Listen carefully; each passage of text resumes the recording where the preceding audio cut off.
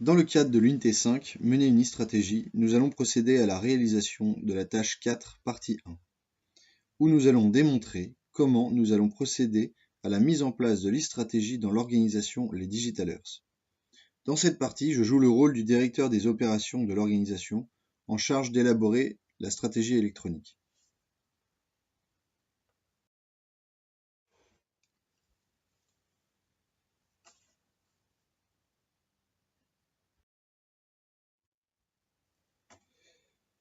En poursuivant notre réflexion sur notre projet de mise en place de l'e-stratégie au sein de notre organisation, les Digitalers, je vais à présent vous exposer une proposition de plan d'action qui a pour objectif de mener notre projet au succès, en misant bien sûr sur tous les enjeux de ce changement.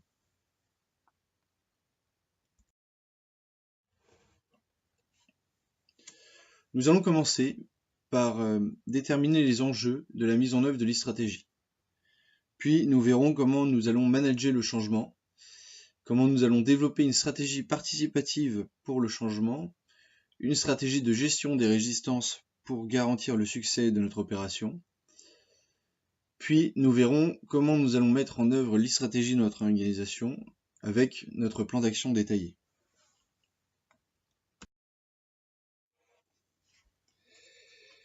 La mise en œuvre de l'e-stratégie, quels enjeux? D'un point de vue théorique, mais aussi vraisemblable, il apparaît indéniable d'ignorer l'impact positif de la transformation due à l'e-stratégie.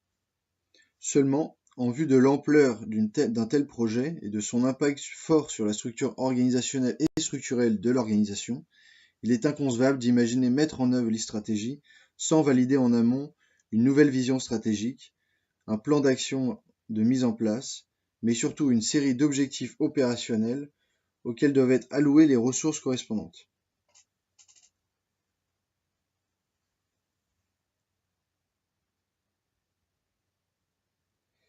N'oubliez pas que les technologies de l'information offrent bien trop de possibilités pour que l'on puisse négliger la réflexion qui s'impose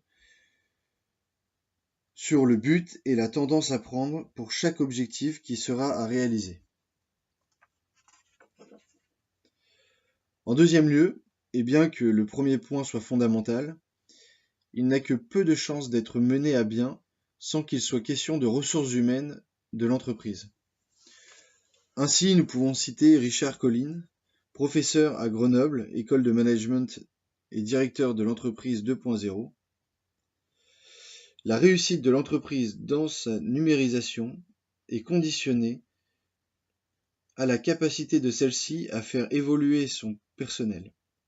La réussite de la digitalisation se mesure donc au niveau des RH, savoir attirer et maintenir les hommes compétents, faire évoluer l'ensemble du personnel et changer l'état d'esprit de l'entreprise. Cette citation qui en dit long sur l'implication des ressources humaines et la réussite du projet de digitalisation. Ces deux éléments qui forment les enjeux de la mise en œuvre de l'e-stratégie nous amènent à comprendre qu'il est nécessaire d'allier implantation de l'e-stratégie et contrainte des ressources humaines dans notre plan d'action. En somme, il faut manager le changement efficacement et méthodologiquement.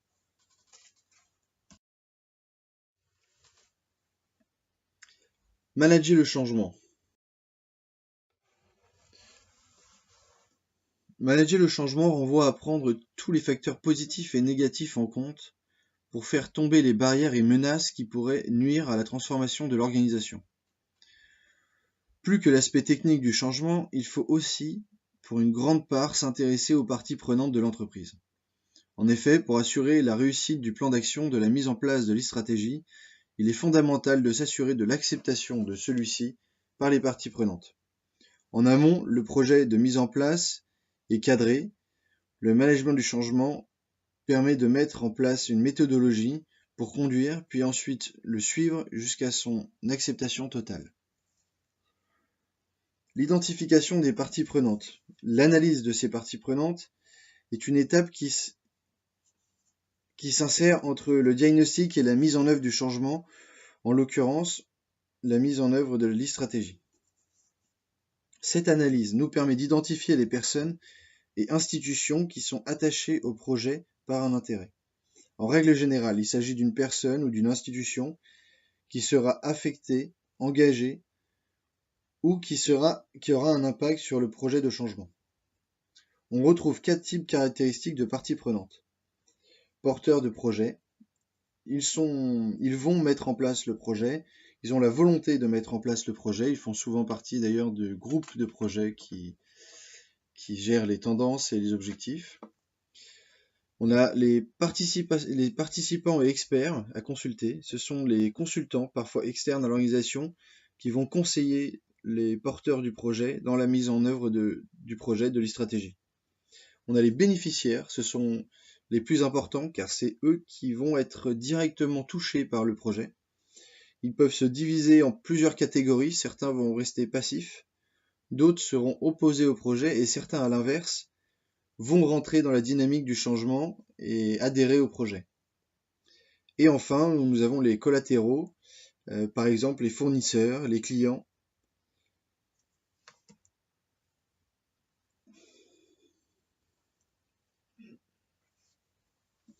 L'identification des parties prenantes est une étape donc incontournable du diagnostic, préalable à la mise en place d'un projet de changement, en l'occurrence ici, la mise en œuvre de l'e-stratégie. Il faut alors collecter des informations sur les parties prenantes et leur ressenti face au projet.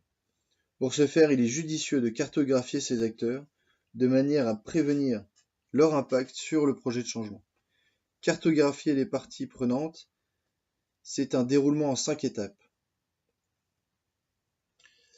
La première étape est d'identifier l'influence des acteurs sur le projet. Deuxième étape, il faut identifier les acteurs clés.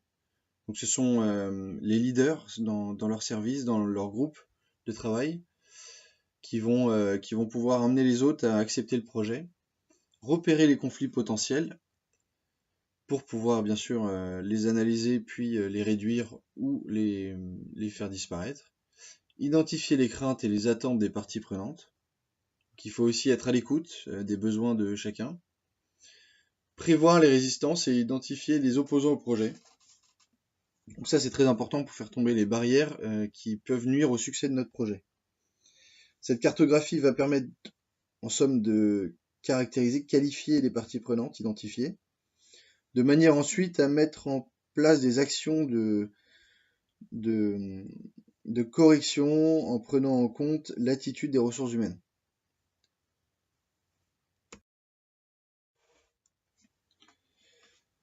Développer une stratégie participative du changement. On est toujours dans le management du changement et on essaye ici de développer des stratégies qui vont nous permettre de garantir le succès de notre projet. Pour favoriser la participation des parties prenantes, que nous avons du coup cartographiées, à la mise en œuvre de l'e-stratégie, il est fondamental de mettre en place un plan de communication. Ce plan de communication doit être une partie à part entière de la stratégie de mise en œuvre de l'e-stratégie. Il faut savoir que favoriser la participation des parties prenantes au processus de changement est fondamental pour assurer le succès du plan d'action de la mise en œuvre de l'e-stratégie. Pour cela, il faut mettre en place un plan de communication. Le plan de communication doit être adapté aux différentes cibles, donc aux parties prenantes identifiées. Donc on voit l'importance d'identifier les parties prenantes en amont. Il peut intégrer des rencontres, des conférences et discussions qui doivent se faire notamment avec les parties prenantes ayant le plus de pouvoir dans l'organisation, les parties les plus importantes à convaincre.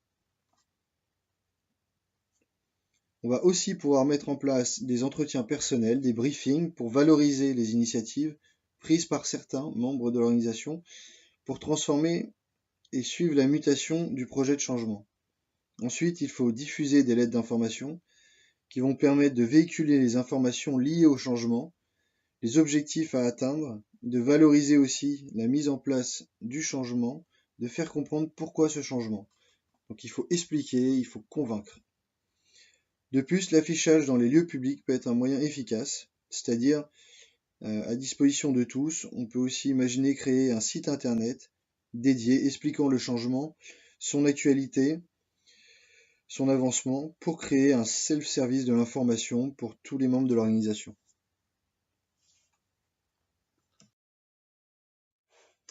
Donc à l'aide de la première étape de l'identification des parties prenantes et de leur cartographie, puis de notre stratégie de communication, il faut maintenant développer une stratégie participative du changement.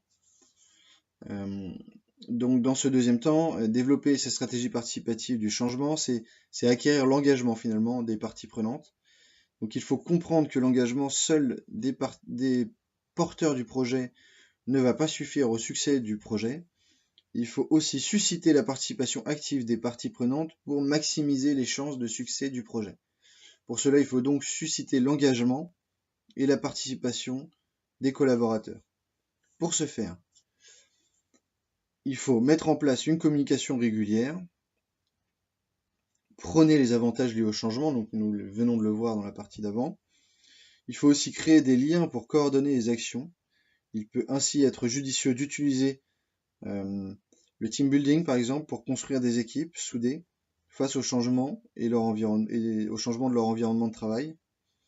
Former aussi les bénéficiaires du projet à travers des workshops, des ateliers à thème, des formations, par le coaching par exemple. Et, étant donné en fait que la mise en œuvre de l'e-stratégie transforme l'environnement professionnel et les méthodes de travail de chacun. Donc il est très important que les collaborateurs soient prêts à utiliser les nouvelles méthodes qui vont être mises en place pour assurer derrière la performance de la mise en œuvre de l'e-stratégie. Et il faut rester à l'écoute aussi bien sûr des initiatives de chacun pour les contrôler, les réorienter si besoin, mais surtout les valoriser. On peut prendre l'exemple de l'entreprise Engie, qui, dans le cadre d'un projet différent d'une autre, bien sûr, un changement de bureau à l'initiative du directeur des ressources humaines, Henri Dupré, qui a souhaité la modernisation des modes de fonctionnement de l'entreprise, donc un vrai projet managérial. Et il s'est rapidement rendu compte que le renouvellement de l'espace de travail était un moyen d'agir pertinent pour améliorer le fonctionnement de l'entreprise. Dans ce projet de redéfinition de l'espace de travail, c'est fait en co-construction avec les salariés, afin de s'adapter au mieux à leurs exigences métiers. Ici, pour susciter la participation, le DRH est allé à la rencontre de chacune des parties prenantes pour connaître et écouter leurs intérêts, besoins et prendre en compte dans sa stratégie de changement. 4 mois plus tard, après la concrétisation du projet, le bilan est positif. 150 salariés occupent l'espace auparavant dédié à 75. Et pourtant, les sondages montrent l'augmentation du sentiment de confort et les réactions sont positives. Donc ici, le succès, comme celui que nous avons comme ambition de porter avec notre projet, est dû à la participation et à l'engagement des parties prenantes qui ont été gagnées grâce à la communication et à la prise en compte des besoins de chacun. Cet exemple est là pour vous montrer l'importance de l'écoute dans le processus de changement.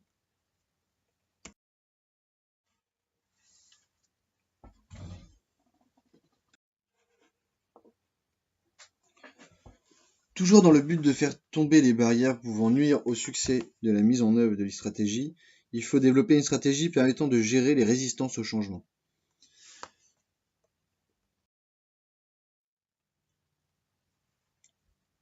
Pour cela, nous pouvons utiliser en particulier la communication, facteur très important de la mise en œuvre de l'e-stratégie, comme nous l'avons dit précédemment. Dans le cas présent, et face aux résistances, il va falloir rassurer, rationaliser, valoriser les bénéfices valoriser les bénéfices du changement à travers le plan de communication. Le but étant de traiter les résistances identifiées lors de la cartographie des parties prenantes et celles aussi qui vont venir s'y ajouter pendant la mise en place du projet. Le but étant de traiter donc ces résistances. La mise en œuvre de les stratégies d'organisation, c'est le point de rencontre entre l'existant et la transformation dans le cadre de la mise en œuvre de l'e-stratégie. Ce sont les infrastructures de l'organisation et l'environnement de travail qui va être transformé. Et lors de cette transformation, les 3 stratégies que nous venons de mettre en place viennent soutenir la création de valeur ajoutée du projet de changement. Elles doivent intervenir régulièrement pour s'assurer de la conformité et de la cohérence entre le travail technique de transformation et l'acceptation et l'adaptation des parties prenantes. Le défi de la mise en œuvre de l'e-stratégie dans l'organisation tient en deux dimensions, à la fois distinctes mais aussi complémentaires, qui nécessitent une considération traduite par la mise en place d'actions. Il y a la mise en place de nouvelles infrastructures. Donc l'e-stratégie devient effective suite à la mise en place de logiciels, programmes performants, permettant d'harmoniser et simplifier les processus, la gouvernance et la productivité de l'entreprise. Pour la réaliser, il faut suivre les actions suivantes. Énoncer les besoins de l'entreprise, les traduire en objectifs, identifier les solutions électroniques correspondantes, réaliser un cahier des charges précis pour chaque solution, programmer les logiciels et interfaces.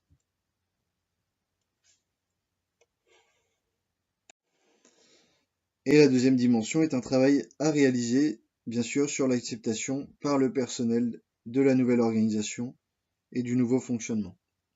Donc l'acceptation réside dans la compréhension, l'adhésion et l'acquisition de compétences du personnel de l'organisation. C'est à travers cette phase que se déploient les actions induites par les stratégies de management du changement énoncées précédemment. Donc identifier les parties prenantes, développer une stratégie participative, développer une stratégie permettant de gérer les résistances au changement. Pour réussir cette dimension de la mise en œuvre de l'e-stratégie dans notre organisation, voici les actions que nous venons de citer qui sont à mener. Donc créer un sentiment d'urgence, créer une équipe de pilotage du changement, développer une vision et une stratégie, communiquer la vision du changement, fédérer les employés, les faire adhérer au projet, donc susciter l'acceptation, générer rapidement des résultats positifs pour montrer aussi aux collaborateurs les bénéfices du projet, consolider les gains grâce au suivi du projet, ajuster la nouvelle culture de l'entreprise, notamment pour assurer l'alignement stratégique entre l'e-stratégie et la stratégie globale.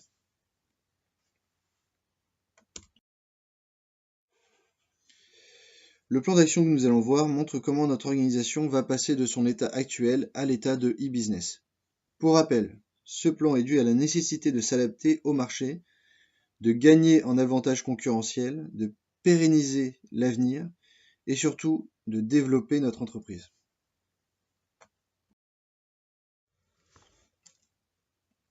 Notre plan d'action s'attache à une approche et un déploiement progressif. La première étape de notre plan d'action consiste à créer un sentiment d'urgence. Il s'agit de faire en sorte que les parties prenantes sortent de leur zone de confort en montrant et démontrant la nécessité de changer face aux initiatives concurrentes, aux clients insatisfaits ou aux changements de normes et aux exigences bien sûr du marché. La deuxième étape a pour but d'élaborer une équipe pour accompagner et conduire la transformation. Il faut réunir des personnes aux compétences techniques, expertise et autorité morale reconnue. Idéalement, il faut choisir une personne acquise à la cause et bien sûr des personnes aussi disséminées dans plusieurs services pour propager cette acceptation. La troisième étape est l'une des plus importantes pour assurer la pérennité du projet à long terme. Il s'agit de développer une vision. Une vision à long terme, une vision que l'on va partager au sein de l'entreprise pour rétablir en fait la fonction de l'entreprise, sa raison d'être et aussi expliquer ce changement, pourquoi ce changement, parce que ce changement de vision dû au marché. La quatrième partie, communiquer la vision à l'aide de la stratégie de communication établie en soutien.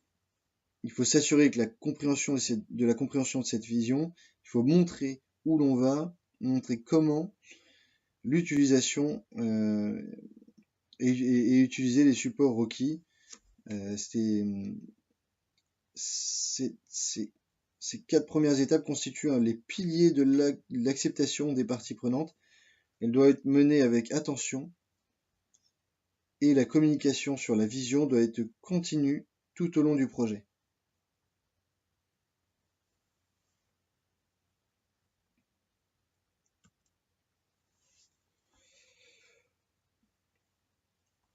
Ensuite vient la mise en œuvre technique de l'e-stratégie, car il faut créer les outils et interfaces qui composent le nouveau système d'information et le nouveau canal e-commerce. Cette démarche peut commencer dès la création de l'équipe de projet. La première étape, formaliser les objectifs du changement. Il faut traduire la nouvelle stratégie en objectifs permettant de comprendre le pourquoi des outils. Deuxième étape, identifier les solutions électroniques idéales pour répondre aux besoins d'atteindre des objectifs. Troisième étape, réaliser un cahier des charges précis pour chaque solution.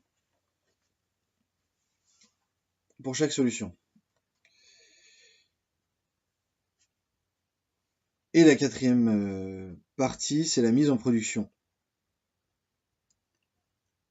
Donc on va mettre en production, c'est parti, on lance les procédures pour mettre en production les outils. Et en cinquième partie, il faut tester les nouveaux outils pour s'assurer de leur fonctionnement, mais aussi de leur réponse au cahier des charges.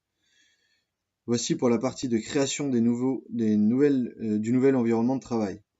On peut aussi se dire que pour favoriser l'acceptation du projet, on va pouvoir faire tester les nouveaux outils directement par les bénéficiaires.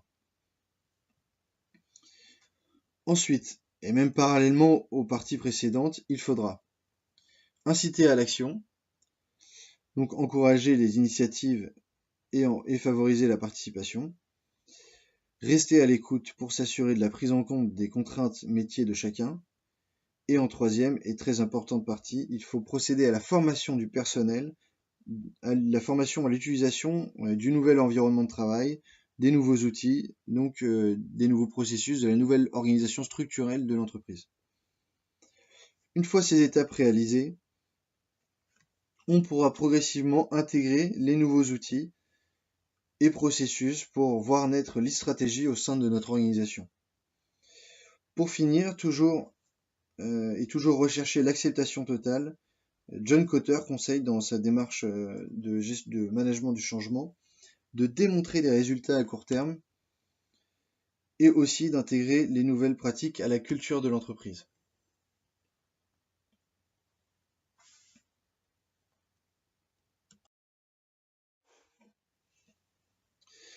Pour conclure sur notre plan d'action de mise en place de l'e-stratégie, dans notre configuration actuelle, vous remarquerez l'évidente prise en compte des ressources humaines de l'entreprise et des parties prenantes. Mais cela ne signifie en aucun cas que le point de vue technique et technologique de notre projet soit écarté. L'objectif prioritaire de notre plan d'action est de mettre en œuvre de manière progressive les stratégies dans notre organisation et d'en tirer au plus vite des bénéfices. Les stratégies de communication, de gestion des risques doivent être poursuivies tout au long de la mise en œuvre de l'e-stratégie. Pour finir, notre plan d'action ne s'arrête pas là, car le projet va faire l'objet d'un suivi rigoureux à l'aide d'outils que nous présenterons dans la partie qui suit. Je vous remercie pour votre attention.